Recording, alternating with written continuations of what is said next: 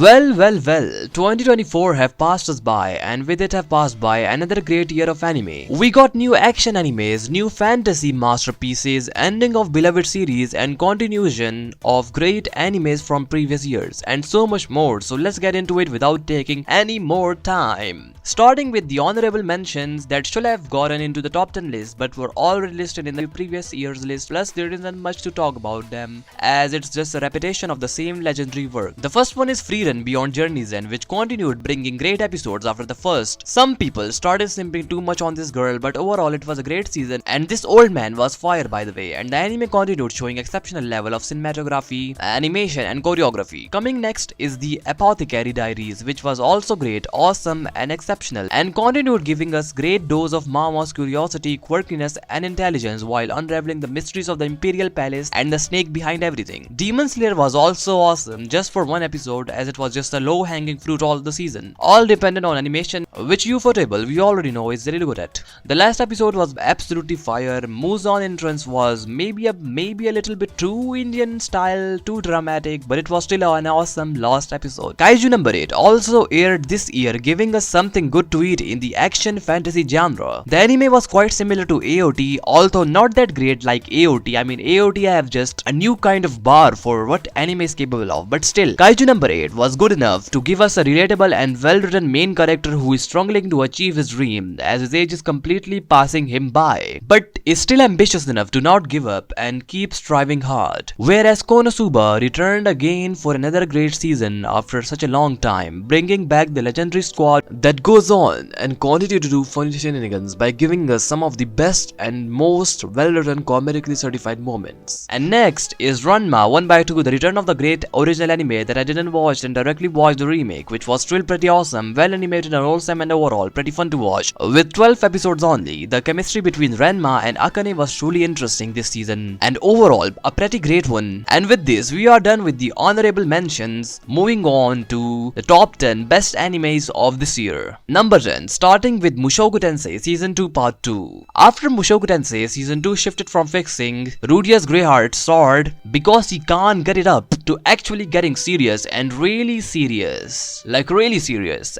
with Rudia starting a family and finally getting some peace and happiness for some time until it gets torn apart. But then happiness reappears after a little while, because this is how Mushokutensei's writing works. With sadness, grief, sacrifice and struggle, Mushokutensei had elements of everything that represents a phenomenal anime.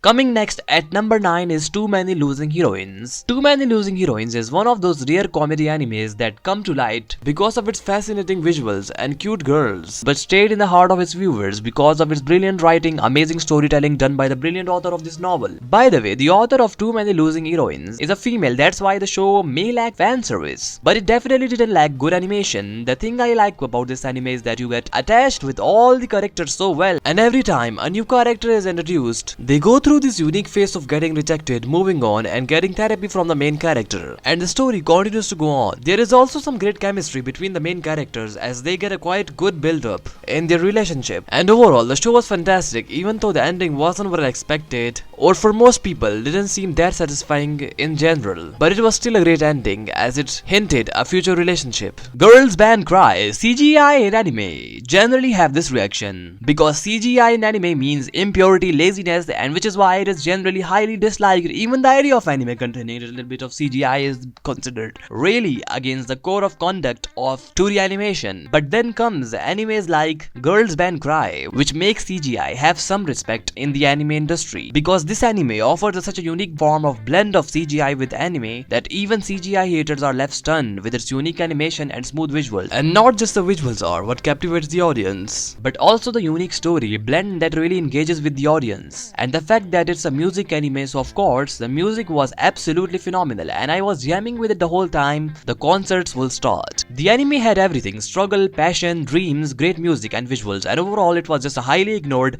and left out but was still a truly hidden gem this year, deserving of this spot. Coming at number 6 will be ReZero, the return of the legendary anime after 3 years, and it definitely didn't disappoint but returned with a huge banger by bringing back literally every character. This time we got Amelia, Subaru, Reinhard, Ota, Naruto, Reinhardt's grandfather, and this hot princess against this witch cult, fighting to save the city from drowning while Subaru continues to suffer miserably by the witch cult, dying again and again and again and again, while I eat popcorns. Whereas Greed prepares to increase his harem by having his 79th wife. The season is still going on and a lot of plot is still uncovering, but overall the production of this season have been magnificent so far, and I am really looking forward to the weekly episodes. Coming at number 5 is The Danger in My Heart Season 2. Now this was definitely and undoubtedly well deserving to be in the spot of top 5 best animes of 2024. Danger in My Heart is definitely one of those rare animes that give you the feeling that no other romance animes are capable of. From great writing, visuals to animation to fantastic writing and chemistry between the main characters, the anime provides such an exceptional role of what truly a phenomenal romance anime at its peak of writing and production is capable of.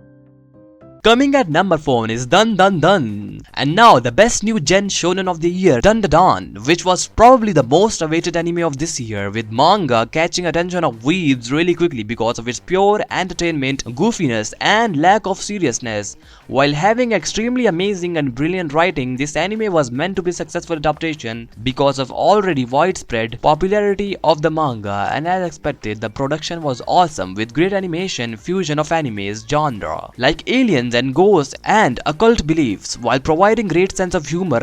Dun Dun Dun contains every element that a shonen anime needs, and this is the only beginning of the new era of the new gen animes in the shonen genre. And with animes like Dun Dun Dun, Sakamoto Days and Kagurabachi, we are truly entering one of the greatest era of shonen animes or anime in general. And now what really expected to be here was the best fantasy anime we got this year, and not just the best fantasy anime but a great cooking fantasy anime with great comedy while also getting serious tone all of a sudden. And this is what makes this anime truly exceptional. Like, it will have a kind of a comedy tone, but all of a sudden it will get kind of really serious and intense. Dungeon Meshi had everything that a great fantasy anime needs: comedy, action, great production and captivation, and well designed characters like Hot Senshi, the great cook, to Chilkuk, the marcille mage, to our amazing and awesome and complicated weird main character Lois. Dungeon Meshi got everything which makes it such an awesome anime and great D&D adventure anime. And now at number 2 is Hibikeuphonium, the most underrated anime of 2024, which finally came to end after 9 years of journey, and also as one of my favorite music anime, definitely had one of the most satisfying endings. Hibikeuphonium is a perfect example of why you shouldn't judge a book by its cover. From the look of it, it just looks like another high school anime about girls' life in high school while enjoying some music, but when you get into this anime, you are revealed to one of the most brilliant written stories you can ever experience. From the struggle of choosing a right career to uncertainty of future, or just anxiety of future for a teenager who is transitioning to an adult, or just what do you want to do in your goddamn life. Everything is captured perfectly, and especially of course the music is absolutely phenomenal and masterfully done, which makes it truly one of the best anime this year. And now Lookback.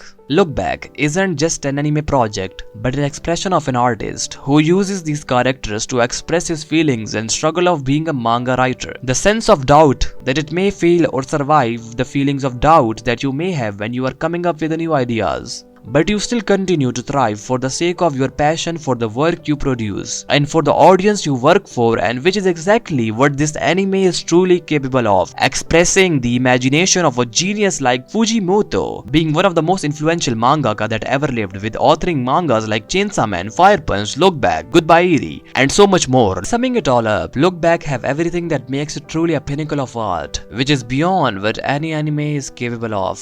In today's list, Lookback is an expression, imagination, the heart and the mind of a brilliant artist like Tatsuki Fujimoto, which truly makes it something truly special. Please subscribe and help me reach my first 100 subscribers. Please and bye.